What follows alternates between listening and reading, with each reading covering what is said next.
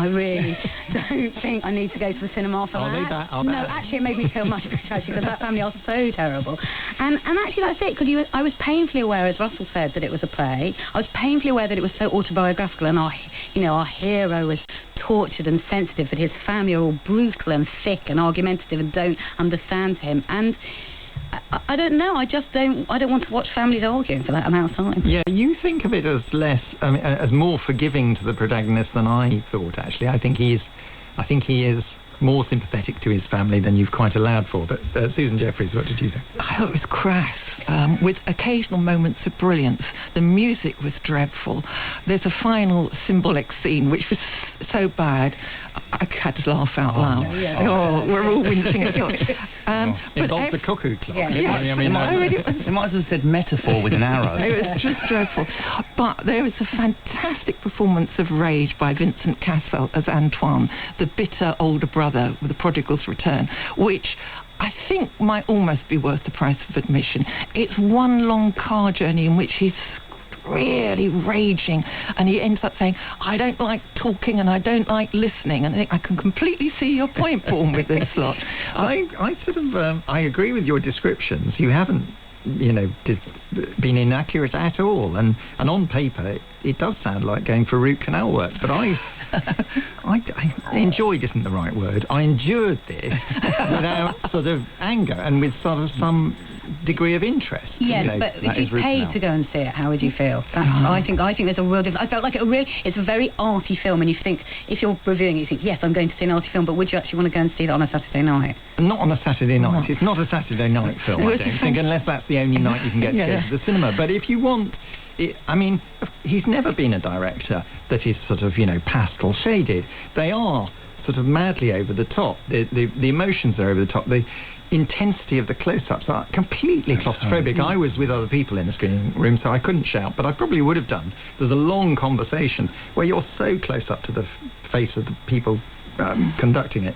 It's physically uncomfortable. It is, isn't it? They're crowded. They've been in a big house and they're crowded in this little one. So I felt that. But none of you at any point found it funny, because when it starts, the mattress, it's extremely funny. The mattress scene is very funny, but I don't think it's meant to be. He comes across his old mattress and he goes into this misty dream about the good times he's had on the mattress, and you think, it's remarkably unstained, this mattress, seeing the action. That was the only laugh I got. It's funny you should say that, because that's for me what was missing. I would love to see what someone like Sorrentino would have done with it, put real humour on it. Like an Italian director, it could have been really funny. It could have been bleakly, blackly funny. Sorrentino's a good sort of comparison, I think, because it has that music video feel to some passages. Yeah. I think he's very good at doing that. The scene where that piece of cameo music comes in really works. I quite like the way a couple of times the music would be very loud and would stop very suddenly and leave the last couple of lines of a scene just hanging, and I thought that was quite effective.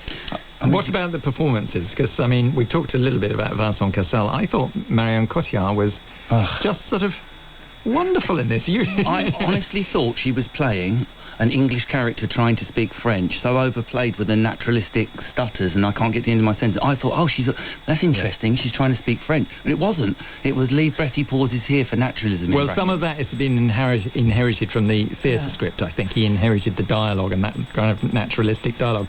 But I thought her natural awkwardness was wonderful. It's just somebody trying to be nice constantly and just getting hopelessly wrong. And getting between two warring parties, because she is the sister-in-law. Yeah, she's not. She just has to keep absorbing it and keep trying to be normal, which is impossible. I did like the mother desperately trying, and this sort of summed up my view of the film, desperately trying to keep it jolly, and at one point coming, let's do some aerobics, that'll be fun, and just on and on, let's do some aerobics, and finally they go, okay, we'll do some aerobics, and you think that was the best bit, really, and then she's going on and on about this marvellous dessert she's going to make, which seems to take most of the day. It's only rotten old tart tatin again, as it always is. Well, it's tricky to get tart tatin right, Anyway, I think, Abigail, the best suggestion is, if you're having a really terrible time at home, go and see this film, and you'll come away much thinking better about your family. It's not as bad. It's only the end of the world. Certificate 15 is on selected release now. You're listening to Saturday Review, and my guests this week are Abigail Morris, Susan Jeffries and Russell Kane. Just a reminder that you can always catch up on podcast or iPlayer if you miss a programme or want to hear one of our past reviews. There's a link on our website, and an email address if you want to contact us too. Later on the programme, American Anxiety on Canvas in the Royal Academy's latest exhibition, and the terrors of relegation and the transfer window in Ross Raisin's new novel, A Natural. First, though, family dysfunction in first class in Big Little Lies, the latest television series from the successful writer and showrunner David E. Kelley, who created Ally McBeal and Boston Legal, among others. Kelley's new show is set in Monterey in California, and not the rougher part of Monterey either. Jane, who is new in town, does live in a fairly ordinary house, but the mothers she meets when she takes her young son Ziggy to his new school definitely don't. When they fret about the little anxieties of the day, they do it in front of picture windows framing very expensive views of California's Pacific coastline.